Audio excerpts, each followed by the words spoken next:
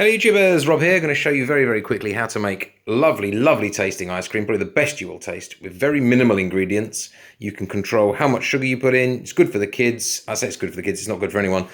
You know, it's better for the kids than some stuff you can buy from the supermarket. Okay, in small moderation, and we're just going to do it as quickly as we can, and I'm going to show you the method. You don't even need an ice cream maker, so it's all very, very simple, and it comes out honestly better than Haagen-Dazs and Ben & Jerry's and all that other stuff, right?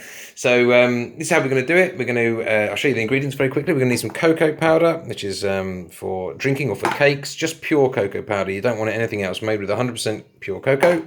You need a kettle with some hot water. It doesn't have to look as ridiculous as that one. You need some sugar. You can either use normal caster sugar, or I'm going to use xylitol because I bought some accidentally for some other thing and didn't use it. So I'm going to use that today, 125 grams of that. This is the recipe book here, which I took it from. It's called Chocolate Parfait in this recipe book. I got this from a little shop. It was like £2 or something for the book. I've converted it all because it's kind of Americanized, but I'll go through it anyway. So you're going to need 3 tablespoons of that, 125 grams of that, which you can obviously adjust. I've pulled it down a little bit from the amount they recommended.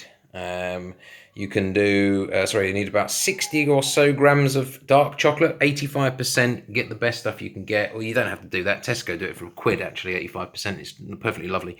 So you need about 60, 55, 60, 70, it doesn't really matter, just put in some chocolate, dark chocolate, 85%. You need some whipping cream, and this one's just from Longley Farm. I got it from the farm shop. I think they sell that in Tesco's possibly. You need a couple of Pyrex jugs, a measuring device, and one of those whiskey things, and a sieve. So what we're going to do, it does take a little bit of while, but it's, it's nice, and you can get a decent amount of scoops from it. So you make about a litre or so roughly at the end of it, loosely speaking. So here we go then. What we're going to do is we're going to take our kettle with hot water, and we're going to fill up 1/4 of a pint, or 150 mils of water. Okay, and what you actually want to do is transfer it into the bigger. So this is I think this is a 1 pint one, and this one is a 1 litre one. So the 1 litre one hasn't got the markings for this. So that's what we're going to do. We're going to put it onto the boiler here, and we're going to power it on. Okay, the idea is just to kind of get it simmering, because what we want to do is dissolve the sugar into it. In goes the sugar. Okay, grab a wooden spoon, stir it round. I'm a bit low on how much recording time I've got here, so we're just going to have to go as quickly as I can. What you want to do is keep stirring this until it disappears. It doesn't take too long, so I'll pause it. Right, that took less than a minute. So now what we're going to do is we're going to take 3 tablespoons of this. That's tablespoons, not teaspoons. 3 tablespoons, and we're going to sift it into that so it's nice and powdered in. We're just going to come back in a sec. Little tip here, the more of this cocoa powder you put in, actually the drier the finish. You can actually kind of end up with almost like a slow melting ice cream, and quite powdery if you use too much of this. But I actually quite like it like that. So feel free to experiment with the quantities, but that's 3 tablespoons there. Okay, keep the flame going. The flame is still going, and you're just going to stir this in. To be honest, the less utensils you can use, the less you're going to waste. So since I'm going to use this anyway, I'll just use this now. See, we've got some smoke coming off this. Okay, we just want to kind of simmer it, kill any bacteria that might be in it, albeit there probably isn't any. We just want to dissolve it nicely in there. Okay, simmer it for a minute or so, take it off the heat, and then we're just going to whisk it. Right, that's whisked. I don't know why you need to whisk it actually. Put the chocolate in, break it up. Okay, so we've broken up the chocolate. We just break it with our thumbs and fingers. It's about that big or so. Whack it in.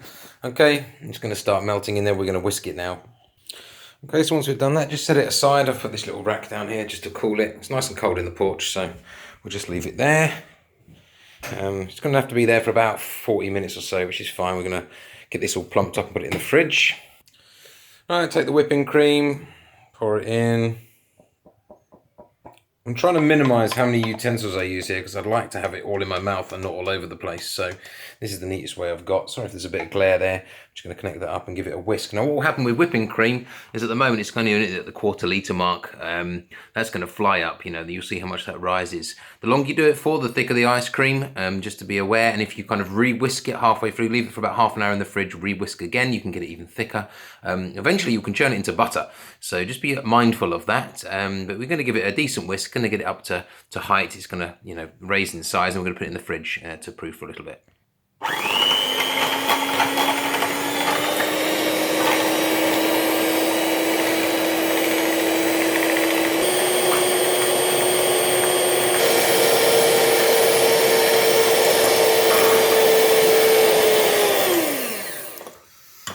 Okay, that'll do. Just leave it there to drip down. You can see that really has gone up quite a bit there. We're now at the just over the 400 mark, about 3/4 of a pint. So it has definitely almost doubled in size. Okay, so we're just going to pop it in the fridge there. We're going to leave it for half an hour, okay? I'm quite mindful that my video might cut out actually because I'm going to pause it for quite some time. So what I'll say is after about 25 minutes, half an hour or so, whisk that one more time, just get some air into it and leave it again, just to cool down again. It's going to take about roughly an hour, this process. In terms of the whipped cream that we've already got in there, which I've just put in there not long back, we'll just leave that for about half an hour or so. And then we can just fold them both in together. We just pour the cream into the chocolate, whisk it all together, and you end up with your ice cream, basically. You just pour that ice cream into a tub, and that's that. If you want to see see that in action, by all means stick about. You can see the end result, and hopefully this film camera won't cut out. So yep, gives a few. Just while we're waiting for that to actually kick off and do its thing, we're going to basically show you how to make vanilla ice cream. So vanilla ice cream, you can just do exactly the same kind of method, but instead of using all the cocoa powder and all of the chocolate, you can just put some vanilla drops in. Either make your own tincture out of vanilla pods, or you can just kind of buy this kind of stuff, which is already made from real vanilla pods. If you get the certain ones, they're not made with alcohol, so that's the ones you want. The ones for kind of cakes. Just bear in mind, obviously, you're going to be losing some of the sweetness, so you might want to adapt the recipe slightly. Again, experiment. I've not actually bothered making vanilla ice cream, but I can't see it being any more difficult than just adding vanilla. Again, with strawberries, strawberries jam is pretty much just strawberries and sugar.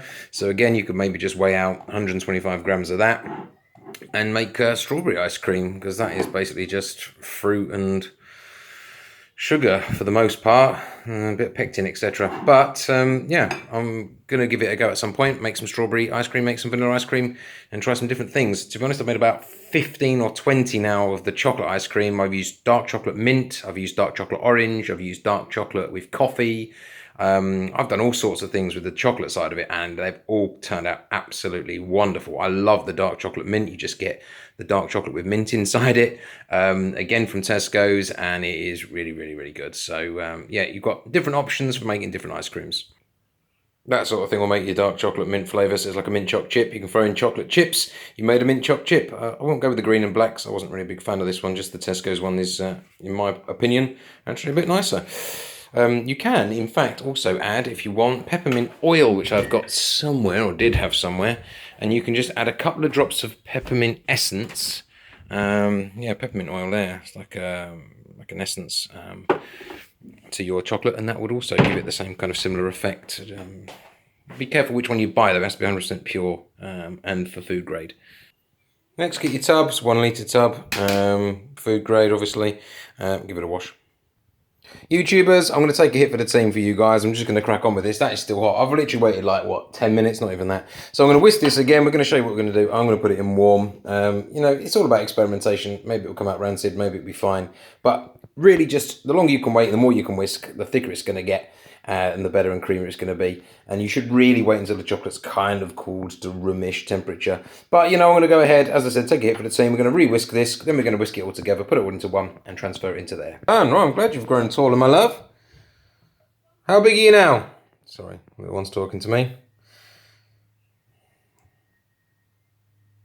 You should really get the kids involved in this. They love licking the spoons and stuff. I'm doing the no mess method though, but you can, break up bits of M&Ms and stuff and put that in, and God, you can really make it not good at all, not healthy at all. But I'll spoon this in. 1 second.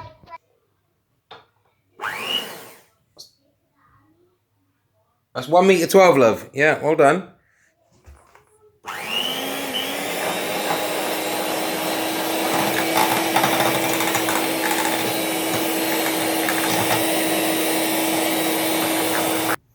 Someone needs to volunteer to lick the spoon. The little one's already done that for me. And then it's just a case of pouring it in. It's still very quite warm, this actually. But you'll find how liquidy that is compared to if it's cold. If it's cold, it'll actually fold in. And if you've whisked it for long enough, you can fold it in and you can kind of like peek it. So we'll see how this turns out. But I would definitely advise leaving it to cool. I'm just doing this as a demo. So anyway, that's under 10 minutes. That's what my aim was. I'll see you later, YouTubers, and hope you enjoy that. Take care. Bye.